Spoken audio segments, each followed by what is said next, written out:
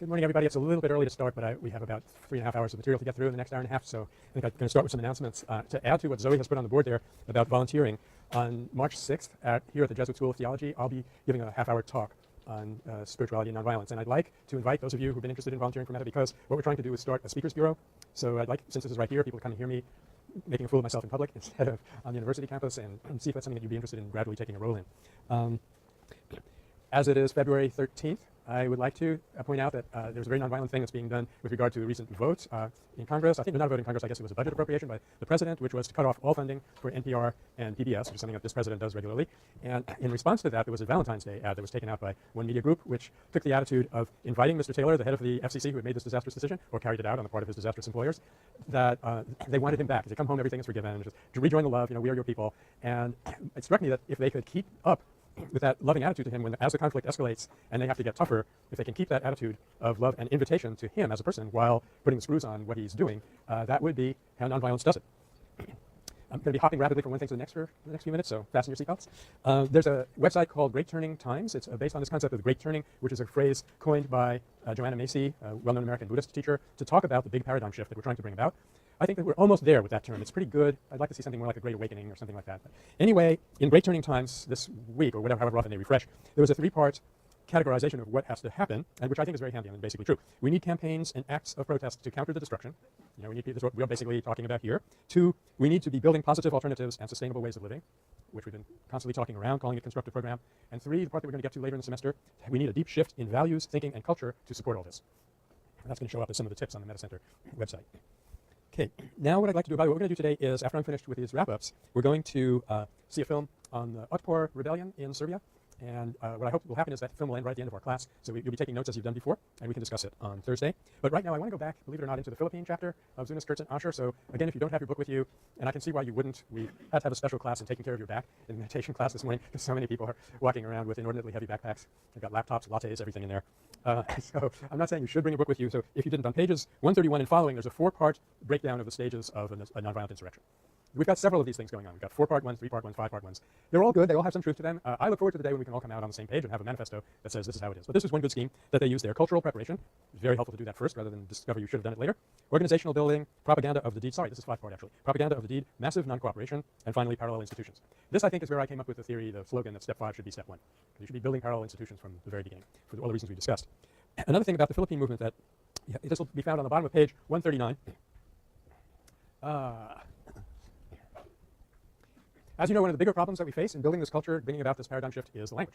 The term nonviolence is, quite frankly, a drag. I don't know if you use that expression anymore. It was pretty hot when I was hanging out with jazz musicians half a century ago. But whatever you say these days, nonviolence is not exactly inspiring. And it's confusing because, in reality, violence is the negation of whatever it is that we're calling nonviolence, and not the other way around. On some ontological level. So the term is terrible, and one does tend to look around the world to see what else people have come up with. And for a while, I thought the best alternative was a German expression, because they started off saying Gewaltlosigkeit, which was not so great, and that's what you use in Dutch, I think. Gewaltlosigkeit. I think that's what I've heard. I may have pronounced it kind of crudely, but something like that. Anyway, Gewaltlosigkeit means absence of power. So I think it would be very difficult to find a word more confusing than nonviolence, but they found it. But they changed it. They changed it to Gewaltfreiheit, which became current in the 80s, and that means freedom from Gewalt, which means either power or violence, actually. It's a negative kind of power, Gewalt. That's why I say Ach, Gewalt. But the best term of all was brought up in the Philippines, and it unfortunately didn't stick. But I like to give it its due, and that is alay dangal, and it means to offer dignity. At last, a positive term for the most positive thing in the universe. And an emphasis on dignity, which is a lot less confusing than the emphasis on love, given what most people think love is after they've seen 3,000 commercial messages a day.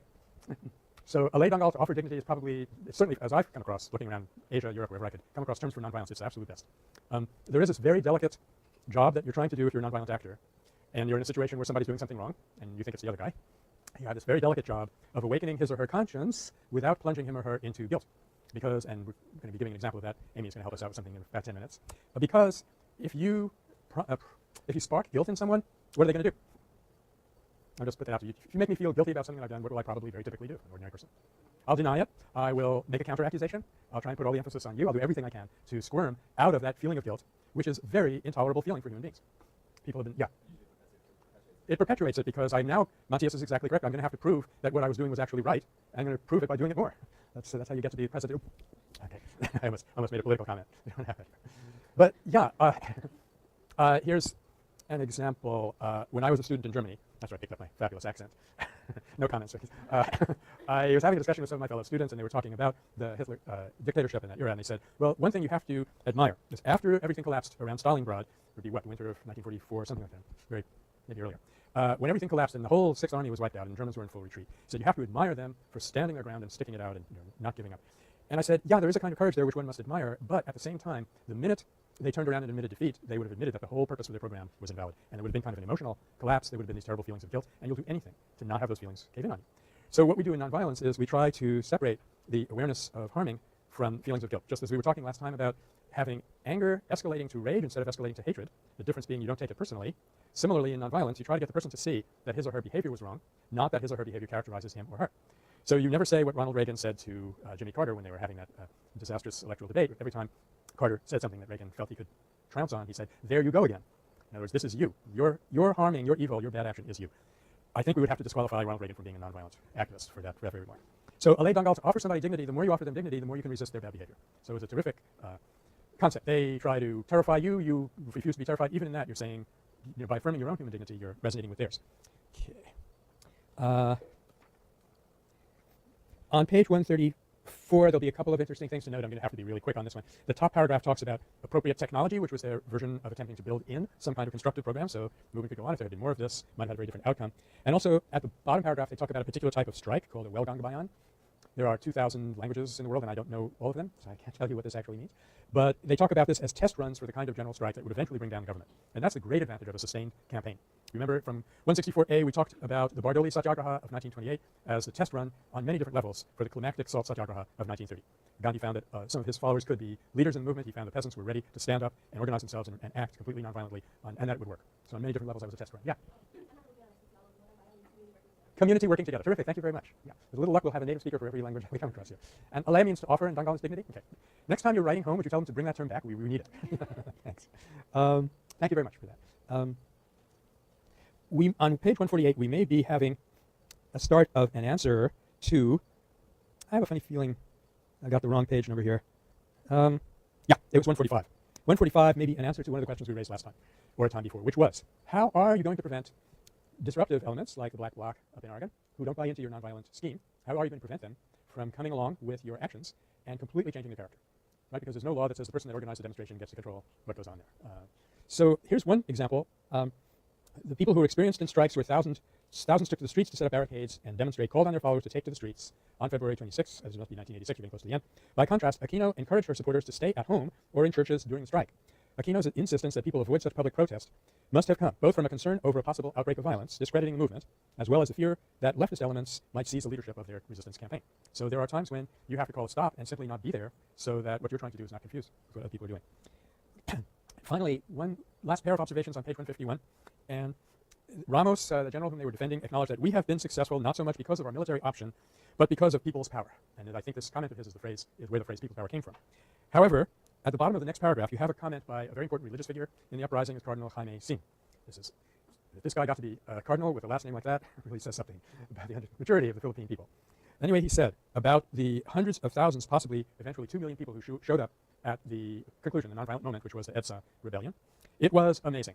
He said, I thought we invented that word, but apparently it was around in the 80s. It was amazing. And he goes on to say, it was 2 million independent decisions. Each one said in his heart, I will do this, and they went out. Okay? So now, for $64,000, why am I so enthusiastic about this comment? Especially on a page where you've just been finished talking about people power. Yes, Catherine. This is person power, yeah. And shows you even people power. Well, I was going to say that people power is always a sum of person power, but there are senses in which that can go wrong too, because you've been reading in this book about the effervescence of the crowd, where there's a crowd phenomenon where kind of super excitation happens, and it really does not do a whole lot of good. But person power will multiply out into people power on occasions when you need it, and it is absolutely the basis. Without each person saying, I'm going to do this and making their individual commitment, it's just a mob being swept along.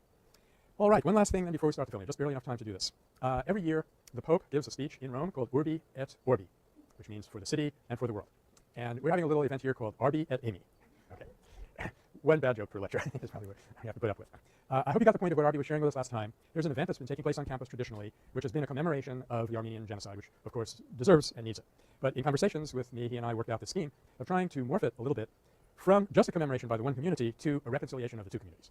And that's what we've been working on, and that's what led to his having this very interesting struggle that he has to have. It's a great chain of nonviolence all over again. Start with the executive committee of the Armenian community, then the Armenian community at large, and then the Turkish community. So what I'd like Amy to tell us about is something that happened last week. Come on up, Amy. As you know, we had a presentation by a group which is trying to stop. I don't have to disrupt you. Go ahead. Okay, so last Wednesday evening there was a presentation by a group called The World Can't Wait, which I don't know if any of you know very much about them, but they are very revolutionary and they're very controversial.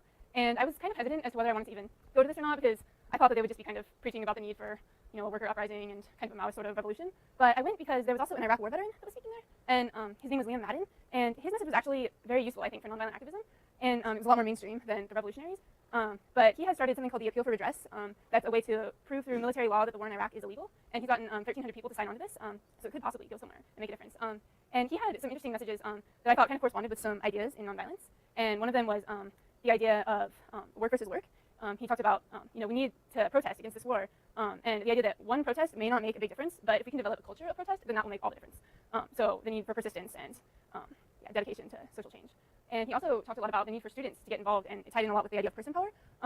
He talked about the need to dispel this fear in students that I'm not a leader, what do I have to contribute, what makes me so special? And to quote him directly, he said, we live in a time that desperately needs leaders, and if you don't consider yourself a leader, then you better make yourself one. And I thought that was really powerful to me because I always have reservations about getting up and leading things. And lastly, he kind of touched on, actually the whole organization kind of touched on the law of progression a little bit because they talked about American society as a spectrum with the people who really care about social change, who really protest the war in Iraq. They think it's an illegal war. They protest the idea of torture, all of that, and they want to do something active about it. And people who are happy with the status quo. But in the middle, there's this huge gap. And he said most of us are in this shades of gray kind of zone. But when the people who really care start to act, then more and more people will drift over to that side of the spectrum. If we can convince them through, I think, nonviolence that these are issues we should take action about, then eventually more people will get involved. Thank you, Amy. Amy, contribution to this class has been invaluable this morning. She brought my latte and now this. And I'm going to have more to say about the conversation that she had with these people, but I think it actually would fit better after the film. So this is one of these films by Ackerman and Duvall, and it's about, we're coming into the 21st century in this course, so this is 164B real time. This is 2000 January, and I think the film kind of speaks for itself. So John.